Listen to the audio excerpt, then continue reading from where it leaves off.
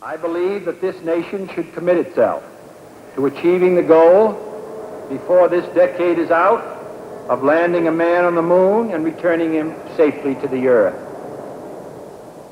He challenged the National Aeronautics and Space Administration to carry American leadership in aviation to new heights. 7 men were first to face these unknown limits, but each mission's fear ended in new hope and new heroes. Man walked on the moon in less than a decade, and the world cheered. The lunar samples opened Earth's history. The Spirit opened our hearts. America's space program was really the world's space program, sharing technologies, inviting teamwork, and exploring further into man's existence. Medicine, science, engineering, weather tracking, the gains America has made in space save lives throughout the world.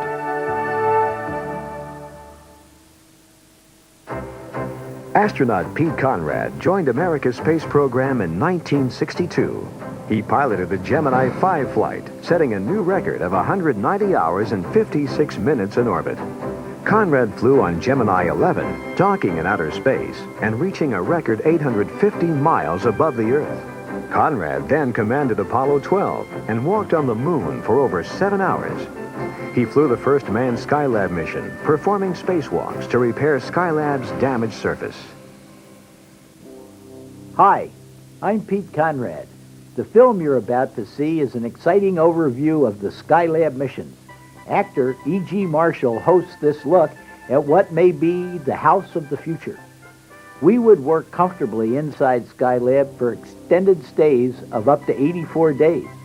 The small house-sized laboratory contained many experiments and was able to capture revolutionary photography of the Earth's land masses. This was of tremendous aid to cartographers and environmentalists throughout the world. We also set up a solar telescope aimed at the sun so astronomers could view all of its colors and changes without our atmosphere's filtration. Future plans for bigger and more advanced space stations will be certain with the overwhelming scientific success of Skylab. Who knows, maybe someday you'll be living in a 4-room space station with an Earth view.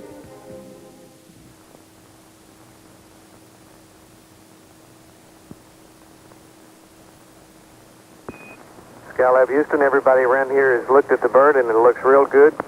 Roger, roger. And you're being awaited by the USS Ticonderoga. And we're waiting to see you back here in Houston, too. All righty. You can relay to the Tycho. We've got their Fox Corpet and our hook is down. Roger that. This was Skylab on the final day of the first manned mission. And if you guys The crew had this last view as they made preparations for return to Earth. Give it to you here. It had been a successful mission. It's, The large majority of scientific objectives were accomplished. 10 miles. But the bright orange sunshade, the single solar wing, presented a striking reminder of a mission that was something more than routine. 7 degrees. A mission that gave new meaning to the term manned spaceflight. T-minus 13, 12, 11, 10, 9, 8. We have ignition sequence has started. 6, 5, 4, 3, 2, 1, 0. And we have the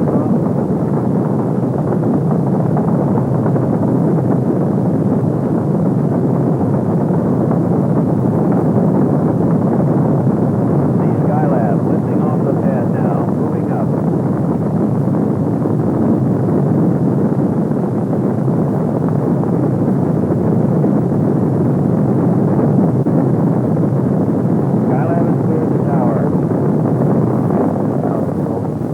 It was the afternoon of May 14, 1973, when the unmanned Skylab Saturn workshop was hurled aloft at Cape Kennedy, on the way to its assigned orbit 236 nautical miles in space. The cloud cover was heavy on launch day and prevented tracking cameras from seeing an event that occurred about 1 minute into the mission. At the point of maximum vibration, telemetry sensed premature deployment of the meteoroid shield. followed by a weak electrical signal from the workshop solar arrays. Clearly, there had been a problem, but the exact nature wasn't known until after orbital insertion. During the first revolution, Skylab temperatures began to rise rapidly, and pieces of the puzzle started to fall in place. NASA engineers surmised that the anomalies were most likely related. It was felt that the meteoroid shield had been completely lost at deployment, which accounted for the high heat levels. Also, that fragments of the meteoroid shield had jammed or otherwise hindered full deployment of the solar array panels. Failure of these panels, which were designed to furnish about half of Skylab's electrical power, meant that the total power burden would have to be borne by solar panels of the Apollo telescope mount. By early evening, workshop temperatures had risen above the level of safety. Launching of the crew the following day received an indefinite hold, pending satisfactory solutions. Flight support and engineering teams were immediately set in motion to find the answers. At stake was the future of the entire Skylab program. The most urgent need was to achieve a thermal electrical balance. This meant maneuvering to an optimum flight attitude for solar requirements that were in direct conflict. Too much solar radiation would drive temperatures higher, increasing the chances of component damage and food spoilage. On the other hand, generation of electrical power to drive heat exchangers and food freezers was wholly dependent on exposure to the sun.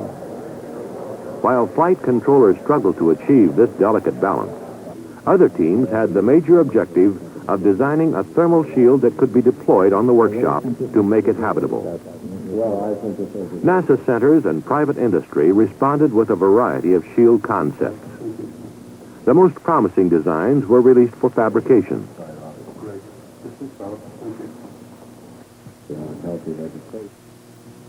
Finally, they were subjected to functional testing. By the fifth day of the mission, the choice had been narrowed to a model called the Parasol. It had good functional reliability, and the crew would be able to deploy it from inside the workshop through a scientific airlock. Another shield, the twin-pole sunshade, would also be carried on the mission as a backup.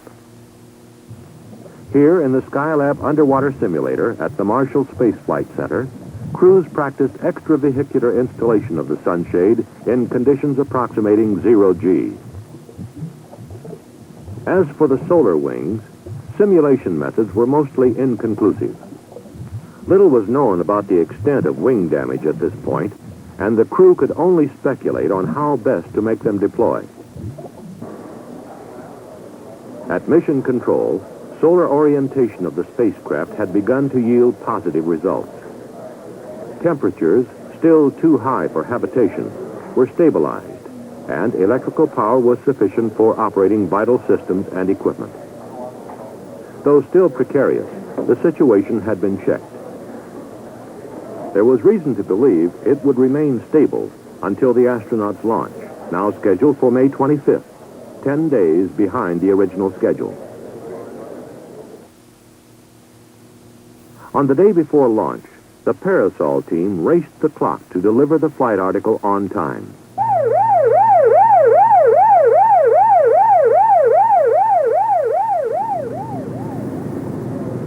They were down to the last 30-minute extension as the Parasol, packed in the flight canister, was loaded for transfer to Cape Kennedy.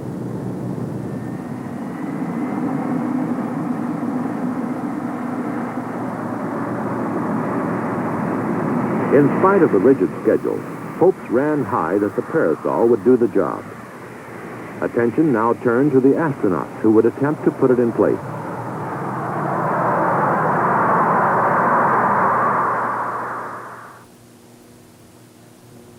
In the early morning hours of May 25th, Skylab 2, with both thermal shields stowed aboard, was well along in the countdown. The crew, meanwhile, made ready to embark on their historic mission. This all-Navy crew consisted of Captain Charles Pete Conrad, Skylab commander, a veteran of both the Gemini and Apollo programs. Commander Paul Weitz, who would be Skylab pilot for the mission, had been a member of the support crew of Apollo 12. And Commander Joseph Kerwin, scientist pilot, who would be the first American physician in space. The 10-day delay had been a giant cram course for all concerned, especially for the crew. And their job was only partially complete. The execution of all the planning effort was now solely in their hands.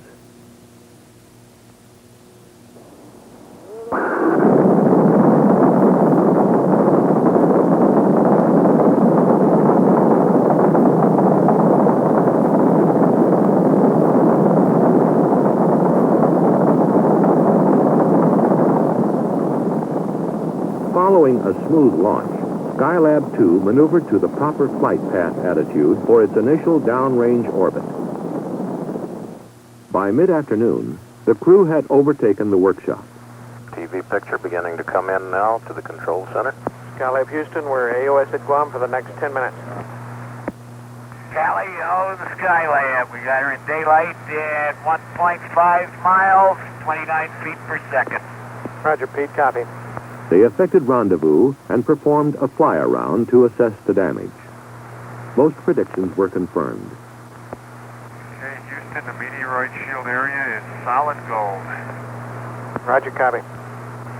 In brief description, it is suspected solar wing 2, right? Yeah, 2 is gone. Completely off the bird.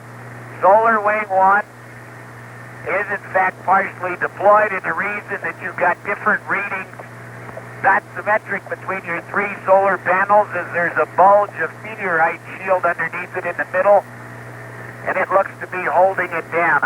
Roger, copy. Okay, Houston, it looks like the meteorite shield at the upper vent panel on the SAS wing has wrapped around it just slightly. Where are we? Now, my guess is that our easiest thing to do is just go to the end and try and deploy it. Roger, Pete, from which side of the SAS is the meteoroid shield slightly wrapped around? Is it on the side of the main tunnel? Or Before docking, the crew attempted to free the wing. The other side, Dick. Although the try was unsuccessful, the TV pictures seen here proved invaluable in devising the technique that ultimately worked. Following a night's sleep in the command module, the crew spent the morning of Saturday, the 26th, activating and checking systems in the multiple docking adapter and airlock module.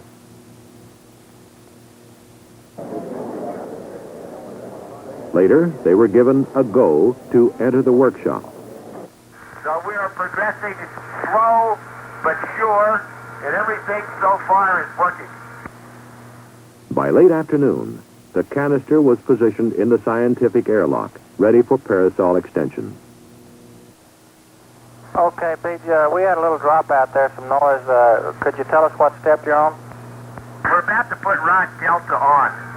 Roger, copy. Okay, we had no trouble venting it down. It vented in about 4 minutes, and it held 0 for 10 minutes without any outgassing. Door opened very smoothly, and so far the rod extension has gone very easily, and as I say, we're just taking a little heat break.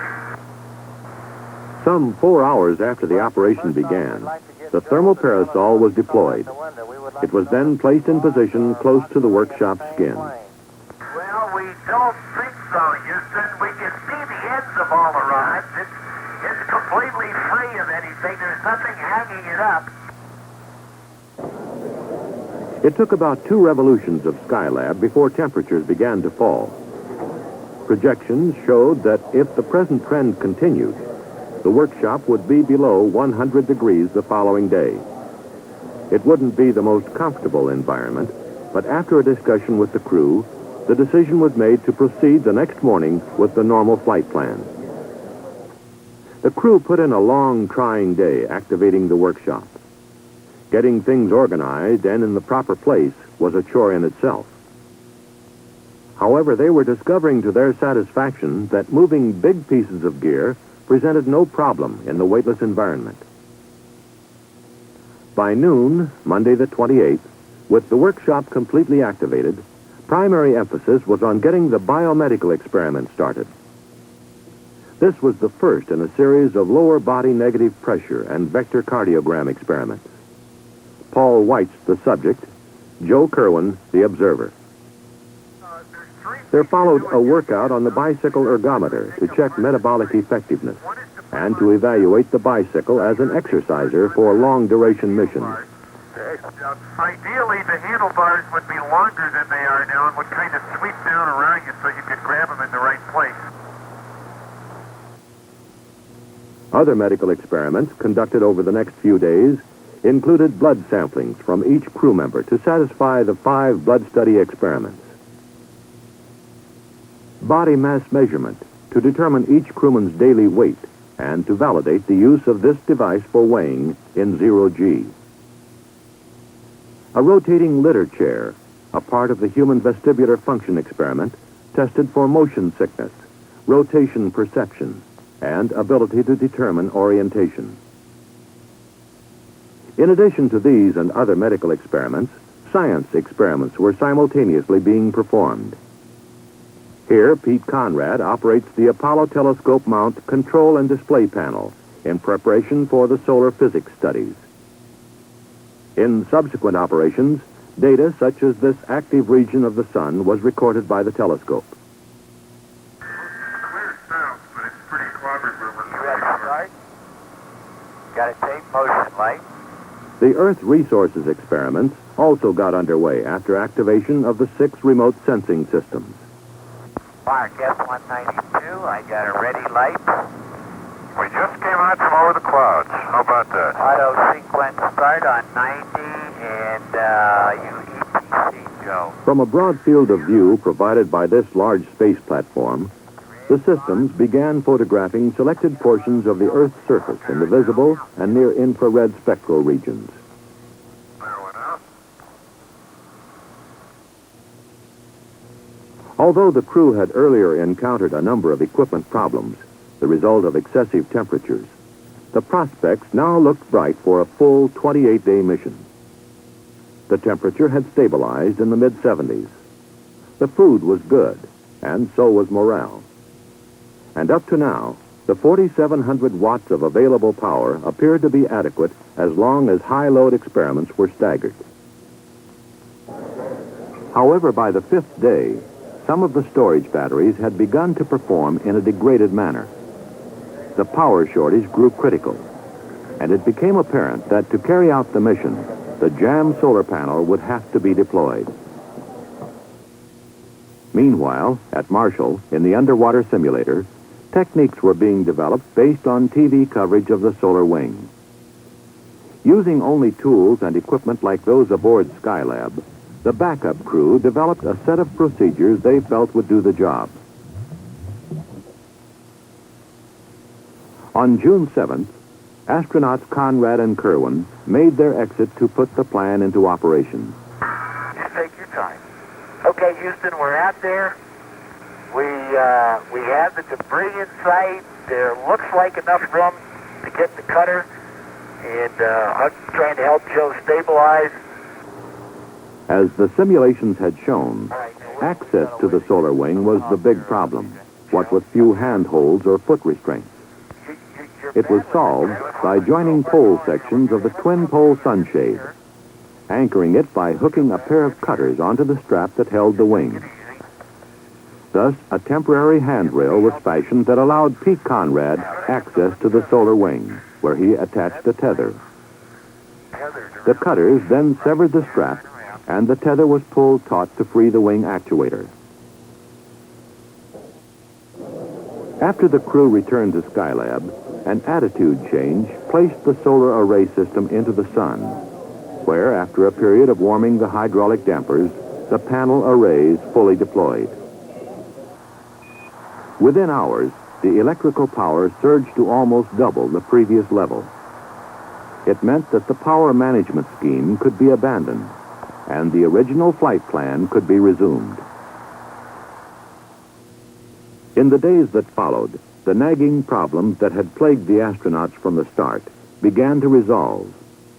the mission began to sound much more routine, more like a normal working day. Experiments were coming off like clockwork, and a wealth of scientific data was being gathered. Experiments such as this one in materials processing.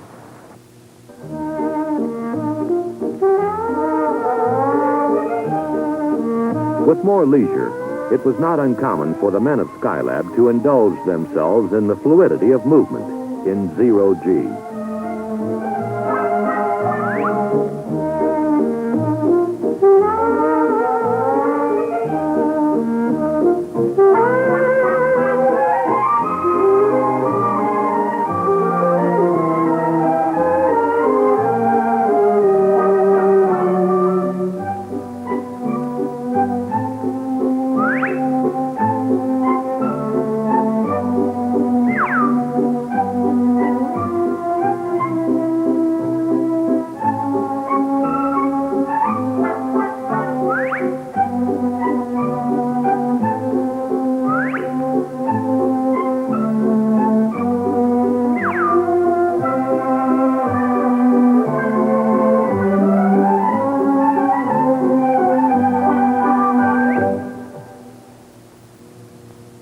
The weightless condition also simplified sleep accommodations. Since there was really no up or down, the only requirement was a sleeping bag type of restraint. And as mentioned earlier, heavy objects were easily handled. It was the small pieces that sometimes got away. But even when objects were lost, they generally turned up sooner or later on the air conditioning screen, there to be reclaimed.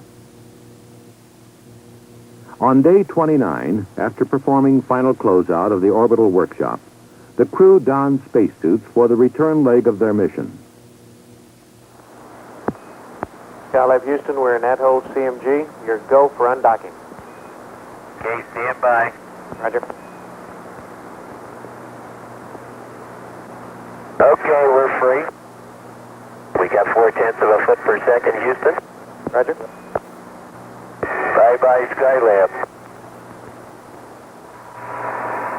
After undocking, they remained on station briefly to obtain photographic coverage.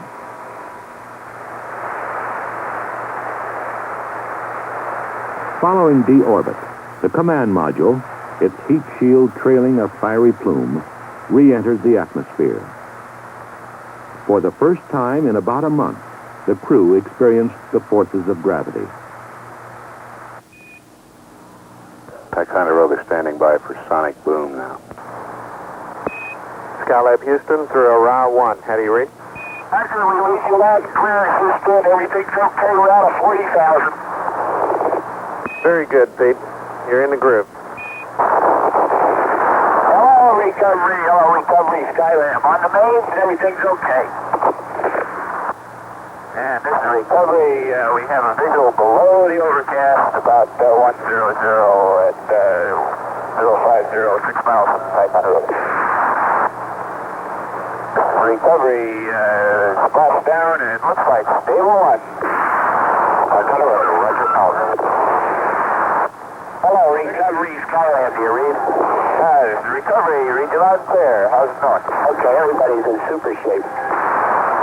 That's great. Welcome back. Thank you. Splashdown occurred some 700 miles off Southern California, near the recovery ship, the USS Ticonderoga. After retrieval and positioning on the flight deck, the command module hatch was opened. One by one, the crewmen stepped forth unassisted, seemingly undaunted by their return to normal gravity. They accommodated to normal activity within several hours.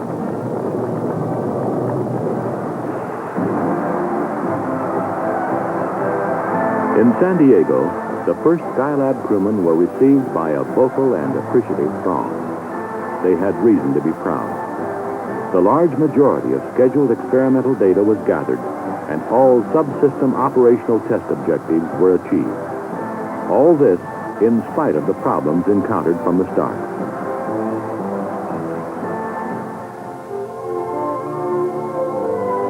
Problems that in the final analysis required the presence of man to reason, to decide, to execute solutions as only he can.